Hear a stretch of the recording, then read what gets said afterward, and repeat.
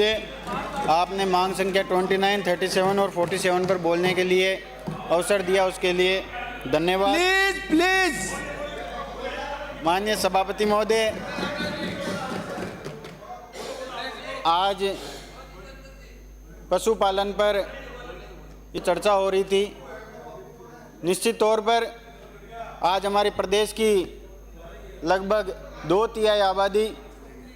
खेत खलिहान, किसान किसानी और पशुपालन पर निर्भर है और राजस्थान इस देश में दूसरा सबसे बड़ा राज्य है जहां पशुओं की संख्या सर्वाधिक है। मैं माननीय सभापति महोदय आपके माध्यम से बताना चाहूँगा कि आज पशुपालन के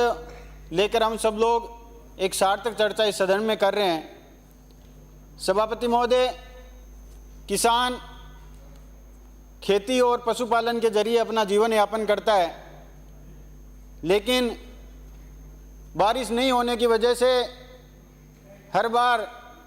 उसे फसली मुआवजा या फसल का उचित मूल्य नहीं मिल पाता। लेकिन सभापति महोदय, मैं आपके माध्यम से सरकार से मांग करता हूं कि जो भगवान के हाथ में है वो तो हम लोग पूरा नहीं कर सकते, लेकिन जो सरकार के हाथ में है उस चीज़ के लिए हम लोगों को किसान के प्रति सहानुभूति रखते हुए वो फैसला लेना चाहिए जिससे उसको पशुपालन में फ़ायदा मिले, उसकी आय दुगुनी हो, उसे सब्सिडी रेट पर लोन मिले,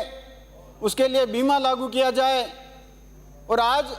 इस प्रदेश में हर वर्ग ये कहता है कि मैं किसान हूँ। सभापति महोदय, मेरे परबसर में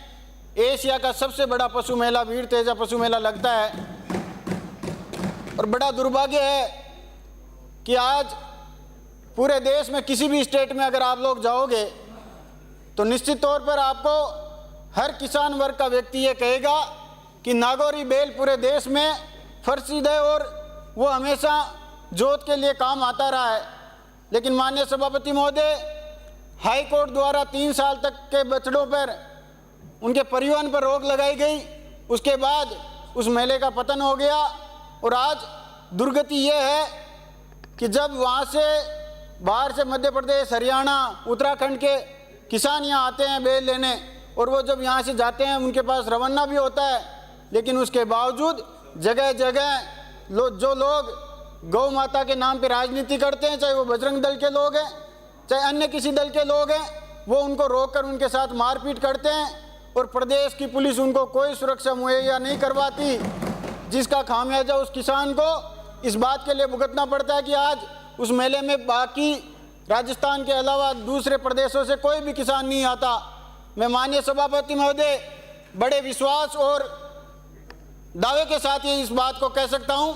कि आप किसी भी स्वतंत्र एजेंसी से ये सर्वे करवा ले पूरे प्रदेश का। जो लोग गाय माता के नाम पे राजनीति करके उसके प्रति हमदर्दी जो यहाँ इस सदन में और सदन के बाहर प्रकट करते हैं, किसी भी स्वतंत्र एजेंसी से आप सर्वे करवा लीजिए कि गाय माता गौशाला को कौन लोग चलाते हैं। गांव में जो किसान, जो दलित, जो मजदूर, जो किसान का बेटा है वो गौशाला को चलाता है, वो कभी ये नहीं कहता कि मैं किस धर्म का हूँ, मेरी जाति कौन सी है, या वोट के नाम पे उसको नहीं यूज किया जाता। लेकिन यहाँ सदन में जब हम लोग आते हैं तो धर्म की बात, गौशाला के नाम की बात, अगर आप गाय माता के इतने ही बड़े भक्त हो तो मेरा आप सब लोगों से करबद्ध निवेदन रहेगा कि जब माननीय मंत्री जी इसका रिप्लाई दे तो चारा गांव में जो जमीन पर जो गौशालाएं अलॉटमेंट हो रखा है उनको पंजीयन करें और उनको उचित मुआवजा और जो हम लोग हमेशा अनुदान देते हैं वो अनुदान राशि प्रकट करो, उनको दो, ताकि हम लोग इस बात को मोहर लगा सके कि हम सच में गोभक्त हैं। अगर आज आप सदन में जब रिप्लाई देंगे माननीय मंत्री महोदय, तो मैं उम्मीद करता हूं कि इस प्रदेश में हजारों लाखों ऐसी गौशालाएं हैं जो चारागाह की भूमि पर बनी हुई है, उनको सरकार अनुदान नहीं दे पाती। दूसरा, सभापति महोदय, 200 गायों का इन्होंने एक प्रावधान बना रखा है कि 200 गाय होगी तो ही अनुदान मिलेगा। मैं सभापति महोदय आपके माध्यम से सरकार से मांग करता हूं कि उसकी संख्या को कम करके जो छोटे छोटे कस्बों में, छोटे छोटे गाँवों में जहाँ 100 गायें या 50 गायें भी रखकर गौशालाएं चला रहे हैं उनको भी अनुदान राशि दी जाए। मैं आपके माध्यम से ये सरकार से उम्मीद करता हूँ। माननीय सभापति महोदय, आज हम सब लोग पशुपालन पर बात कर रहे थे। मुझे लगता है सरकार को पंचायत समिति स्तर पर जो दुग्ध प्रतियोगिताएं हैं, दूध की प्रतियोगिताएं, हाट बाजार है, उन पर प्रतियोगिताएं करवानी चाहिए ताकि किसान को प्रोत्साहन मिले, वो इस बात के लिए प्रभावित होकर वो पशुपालन में रुचि ले। इस बात के लिए हम सब लोगों को ध्यान देना होगा। साथ ही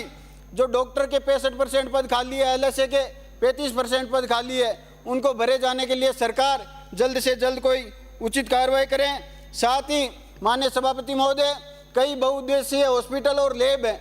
वहाँ इस विभाग द्वारा जो विषय विशेषज्ञ नहीं है उनको वहाँ नियुक्त कर दिया जाता है, उसका परिणाम जनता को, पशुपालकों को भुगतना पड़ता है। तो मेरा आपके माध्यम से ये निवेदन रहेगा कि वहाँ विषय विशेषज्ञ डॉक्टर है, उन्हीं को वहाँ लगाया जाए। साथ ही एक कोर्ट का फैसला आया हुआ है, डॉक्टर चंद्रशेखर साहूकर वर्सेज यूनियन ऑफ इंडिया, जिसमें ये कहा गया है कि जो आयुर्वेद और एलोपैथिक डॉक्टर्स को जो NPA के अलाउंस और जो सुविधाएं मिलती है, वो भी पशुपालक जो डॉक्टर है पशुपालन विभाग के, उनको भी मिलनी चाहिए। तो मैं सरकार से ये ध्यान आकर्षण करना चाहूँगा मंत्री जी का कि इस पर ध्यान दीजिए। साथ ही आज मंदिर की और देवी स्थान की बात हो रही थी। माननीय सभापति महोदय, परबेसर में वीर तेजाजी महाराज का मंदिर है, उस पर हमारी सरकार ने 2 करोड़ 34 लाख रुपए का जीर्णोद्धार करवाया। केवाई माता का मंदिर है, वहाँ 1 करोड़ रुपए की राशि से हमारे वहाँ जीर्णोद्धार करवाया। मैं सरकार से मांग करता हूँ कि मेरे परबेसर में राणा बाई जी हरनवा का प्रसिद्ध स्थान है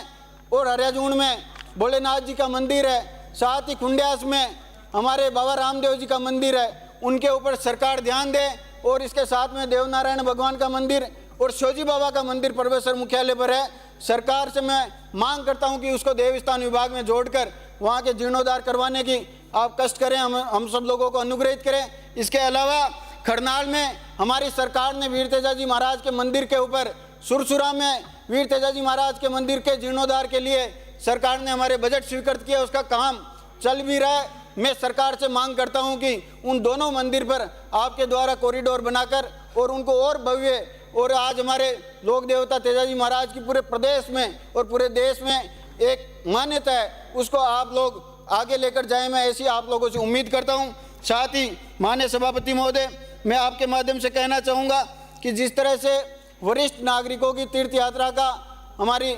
सरकार ने भी उसको लागू किया, उसको आगे बढ़ाते हुए हम सब लोगों को, इस प्रदेश के नागरिकों को वरिष्ठ नागरिक तीर्थ यात्रा के नाम पे आगे लेकर जाना चाहिए। साथ ही राजस्थान के देवस्थान विभाग की अनेक जो